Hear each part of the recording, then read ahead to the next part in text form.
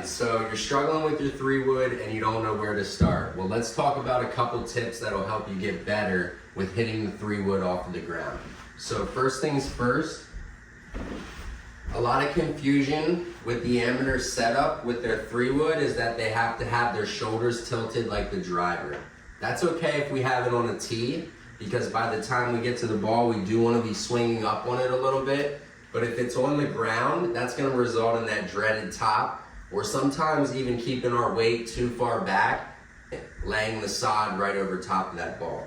We don't want that. So how do we avoid that? First things first, with our driver setup, shoulders are tilted. We want to make sure that with the 3-wood, we're more level. Okay? So our shoulders become more level, more square, not feeling like we're too far closed or too far open, nice and square to our target.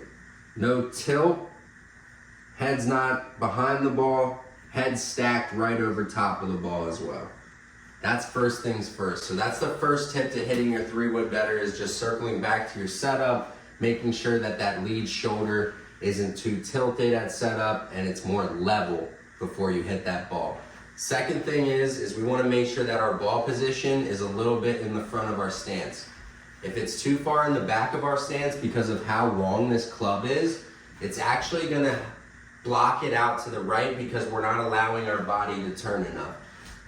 So the club is very long. If it's more middle of our stance or in the back, by the time we get down to the ball, a lot of the time we're still swinging on the inside, rather than if it's more in the front of our stance, by the time we get to the ball, we can square it up. Middle, front. It's more squared up to our target.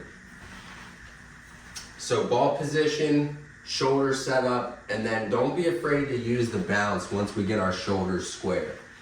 This club has a lot of surface area down here compared to our 60 degree, compared to our irons. You know, we can use the bounce once we level our shoulders out.